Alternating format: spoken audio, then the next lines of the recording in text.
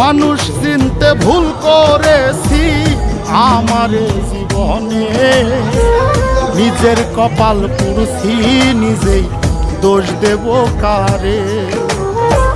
তাই তো নিজেই জ্বলছি হাইরে, কাউরে বলি না।